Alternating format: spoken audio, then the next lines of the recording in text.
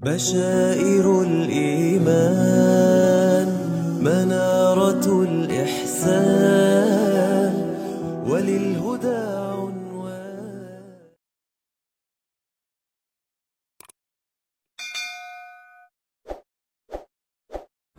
Hadirin yang dirahmati oleh Allah Subhanahu wa Ta'ala, tidak hanya para sahabat, ulama-ulama pada generasi-generasi setelahnya, generasi tabi'in, generasi taba'ul atba', ya, taba'ut tabi'in, atba'ut tabi'in, dan seterusnya, sampai pada masa kita sekarang, yang mereka pelajari pertama kali dan yang mereka ajarkan pertama kali kepada anak-anak didik mereka adalah ilmu tauhid. Al-Imam Abu Hanifah yang lahir pada tahun 80 Hijriah, wafat pada tahun 150 Hijriah. Beliau wafat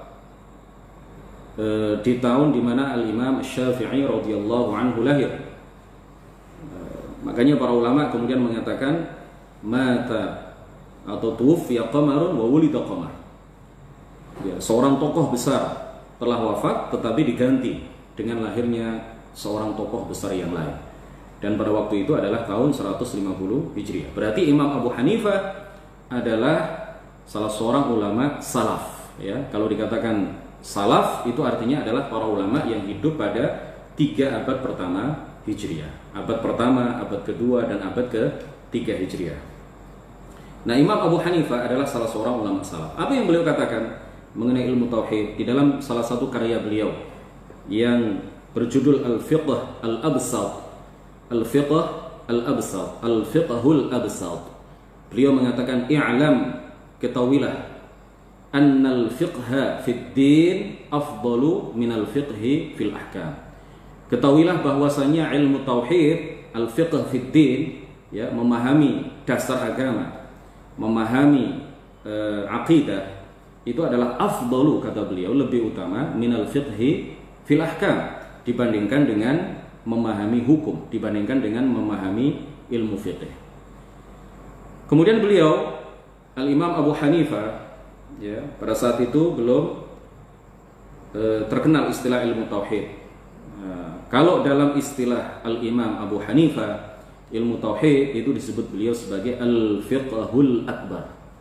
Jadi pemahaman yang besar, artinya adalah pemahaman terhadap agama, terhadap pondasi agama, terhadap ketauhidan kepada Allah Subhanahu wa Ta'ala, pemahaman terhadap Rasul dan sifat-sifatnya.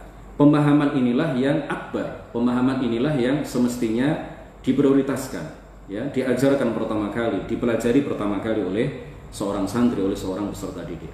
Bahkan hadirin sekalian, Al-Imam Abu Hanifah radhiyallahu anhu mengarang 5 karya, 5 risalah khusus menjelaskan tentang ilmu tauhid, dasar-dasar ilmu tauhid. Yang pertama karya beliau adalah Al-Fiqhul Akbar.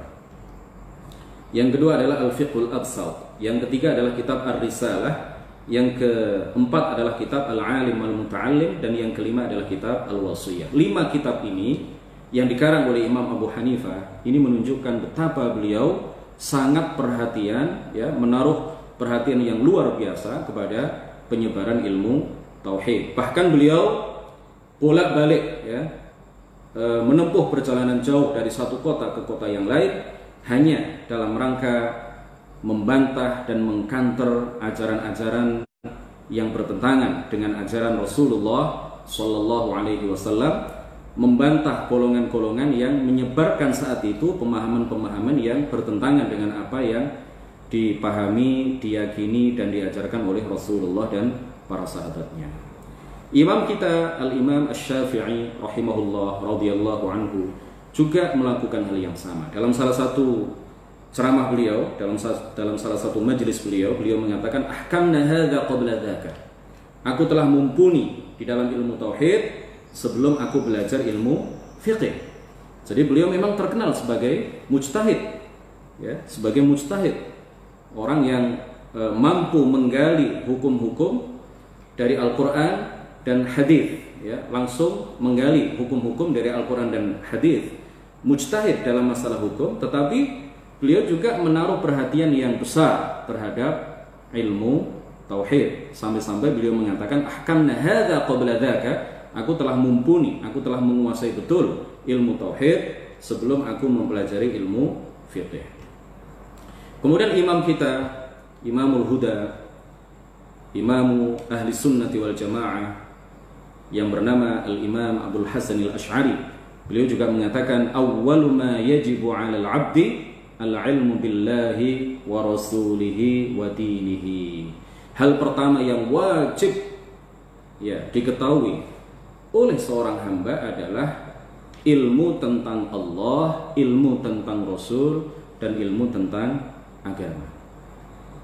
Hadirin rahimakumullah, Al-Imam Al-Ghazali bahkan juga mengatakan la tasihhul ibadatu illa ba'da ma'rifatil ma'bud. Tidak sah ibadah seseorang kecuali setelah ia mengenal Tuhannya yang wajib dia sembah. Jadi kalau orang itu tidak mengenal Allah, atau bahkan dia meyakini bahwa Allah tidak ada misalkan, atau dia meyakini bahwa Allah tidak maha kuasa, atau dia meyakini bahwa Allah adalah sebuah cahaya yang besar yang sama dengan cahaya makhluk, atau dia meyakini bahwa Allah adalah sebuah benda besar yang duduk di atas arsy, kakinya ia letakkan di sebuah benda besar juga di bawah arsy yang bernama Al-Kursi, maka orang yang meyakini keyakinan-keyakinan seperti ini tidak sah ibadahnya. Kenapa? Karena itu artinya dia bukan bagian dari umat Islam, dia belum mengenal Allah Subhanahu wa ta'ala. Oleh karena itulah Al-Imam Al-Ghazali di dalam kitab Ihya Ulumuddin berpesan kepada kita semuanya bahwa ilmu tauhid itu harus diajarkan mulai dini, harus diajarkan mulai kecil ya. Beliau mengatakan wa'lam annama dzakarnahu fayanbaghi an yuqaddama ila as-sabiyyi fi awwal nushu'ihi. Beliau mengatakan bahwa ketahuilah apa yang kami sebutkan tentang penjelasan-penjelasan yang berkaitan dengan ilmu tauhid itu seyogyanya diajarkan kepada anak kecil fi awwal nushu'ihi, di dalam masa-masa awal pertumbuhannya. Fayahfadhuhu, maka kemudian diharapkan anak itu menghafal ilmu itu hifdhan ya. Thumma la yazalu yankashifu lahu ma'na fi kibarihi syai'an fa syai'an. Setelah dia tumbuh dewasa ya, maka dia akan memahami apa yang dia hafal pada waktu kecil setahap demi setahap. Jadi cara mengajarkan ilmu tauhid kepada anak-anak kecil itu memang harus doktrin ya. Disuruh hafal, disuruh menghafalkan, dikasih kalimat-kalimat sederhana di dalam ilmu tauhid. Ya, misalkan firman Allah Subhanahu wa taala, "Laisa kamitslihi syai'." Dia Allah tidak serupa dengan segala sesuatu. Tulis Arabnya, kemudian tulis maknanya dalam bahasa Indonesia atau dalam bahasa apapun, lalu anak-anak itu disuruh untuk menghafal baik Arab maupun Indonesianya. Ya, anak kecil usia 4 tahun, 5 tahun mengajarkan ilmu tauhid kepada anak kecil, jangan banyak-banyak menjelaskan ya, doktrin saja.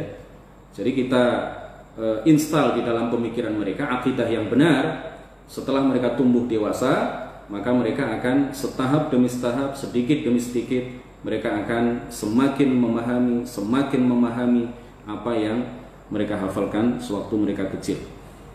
Jadi kalau anak kecil itu sudah terinstall, sudah terdoktrin akidah ahli sunnah wal jamaah sejak dini, maka insya Allah setelah mereka besar, mereka akan punya benteng yang sangat kuat untuk menjaga dirinya dari pengaruh, dari kontaminasi, dari racun ya, yang disebarkan oleh ahlul bid'ah, oleh orang-orang yang membawa bid'ah dalam masalah keyakinan. Shahibuz Zubad, beliau mengatakan di dalam kitab Az-Zubad dikatakan awwalu wajibin 'alal insani ma'rifatul ilahi bistiqani. Kewajiban yang pertama ya atas diri seorang manusia adalah ma'rifatul ilahi bistiqani, mengenal Allah, mengetahui Allah bistiqani, dengan secara pasti, dengan meyakini hal itu. Kemudian Hadratus Syekh Kiai Haji Hashim Asy'ari di dalam kitab Al-Alim, Adabul Alim wal Muta'allim ya, di dalam bab keempat fi adabil muta'allimi fi durusihi, bab 4 etika seorang santri ketika mereka belajar.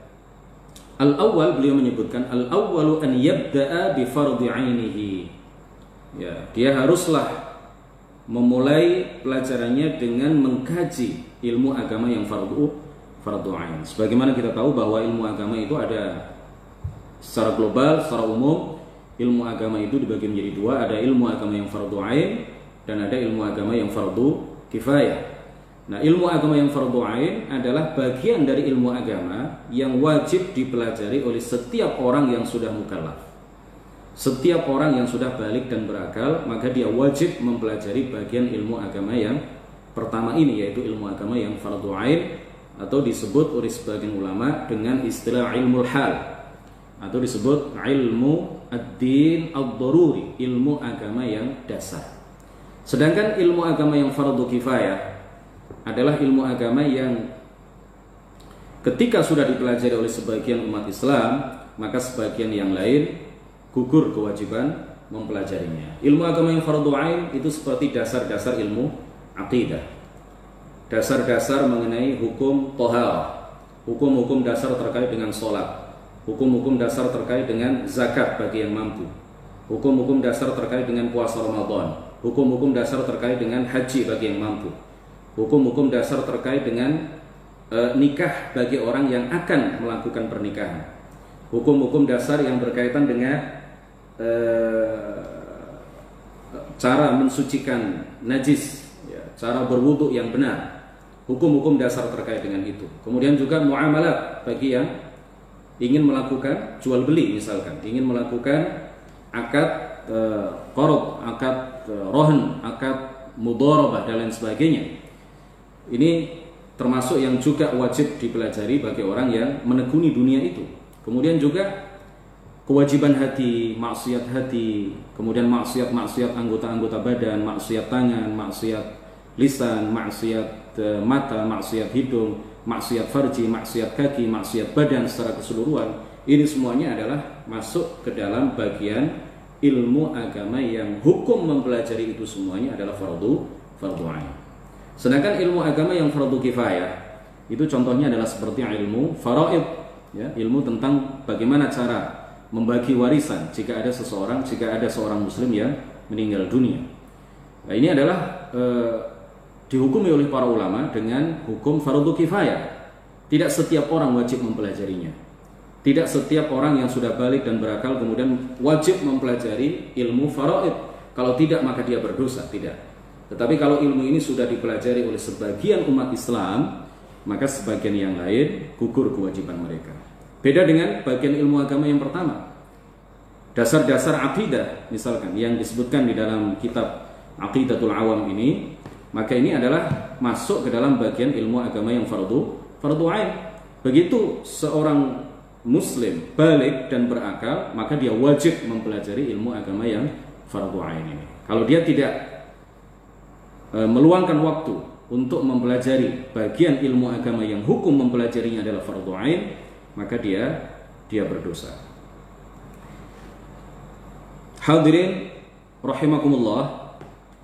Kemudian Hadratus Syekh mengatakan fayuhassilu awwalan arba'ata ulum.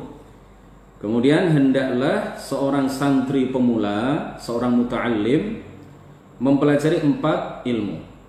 Nah, mempelajari di awal-awal pembelajarannya yang harus dia peroleh, yang harus dia pelajari adalah 4 ilmu. Saya sebutkan 2. Yang pertama adalah ilmu dzatil 'aliyah, kata beliau.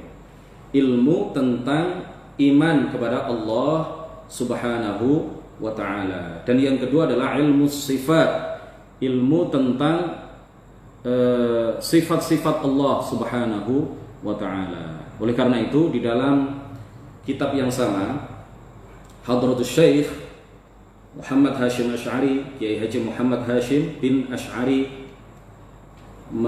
berpesan, ya, mewanti-wanti kita bahwa kitab yang seharusnya dipelajari pertama kali oleh seorang santri pemula adalah kitab Sulamut Taufiq, ya, dan kitab Bidayatul Hidayah, kata beliau. Kenapa harus Sulamut Taufiq? Karena kitab Sulamut Taufiq ini sebagian besar pembahasannya adalah seputar ilmu agama yang fardu ain. Jadi beliau berpesan kepada kita untuk mendahulukan belajar ilmu agama yang fardu ain dibandingkan dengan ilmu agama yang fardu kifayah. Jangan seperti sebagian orang yang mendahulukan belajar ilmu tafsir, ya, belajar usul fiqih, padahal cara berwudu saja dia tidak tahu. Padahal bagaimana rukun-rukun puasa dia tidak tahu. Kalau ditanya apa saja hal-hal yang membatalkan puasa, dia tidak tahu. Apa saja hal-hal yang membatalkan sholat, dia tidak tahu. Rukun sholat ada berapa, dia tidak tahu. Padahal ini adalah fardu ain, sedangkan ilmu usul fikih adalah fardu kifayah. Ini adalah fardu ain, sedangkan ilmu tafsir adalah fardu kifayah. Ilmu fikih yang mendalam, ilmu fikih yang tafsir, yang terperinci, itu juga adalah ilmu agama yang fardu kifayah. Jadi kita dahulukan mempelajari ilmu agama yang fardu ain sebelum kita mempelajari ilmu agama yang fardu kifayah. Hadirin rahimakumullah,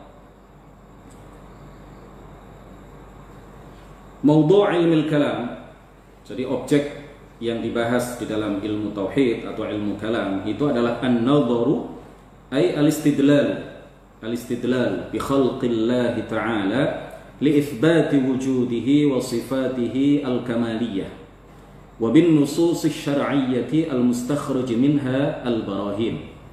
Jadi yang dibahas secara umum, yang dibahas di dalam ilmu tauhid itu adalah an-nadhar ay al-istidlal. Jadi mengambil dalil dari makhluk Allah Subhanahu wa taala, artinya memperhatikan makhluk, merenungkan makhluk, mencermati makhluk, ya. Dengan itu kita akan mampu li itsbati wujudihi wa sifatihil kamaliyah. Dengan mencermati makhluk, merenungkan makhluk, ya, melihat, ya, memperhatikan, mengambil dalil dari makhluk. Setelah itu kita akan mampu li itsbati wujudihi, ya. Atau tujuannya untuk apa? Tujuannya adalah untuk menetapkan adanya Allah Subhanahu wa taala wa sifatihil kamaliyah, dan menetapkan sifat-sifat Allah Subhanahu wa taala yang semuanya menunjukkan kesempurnaan.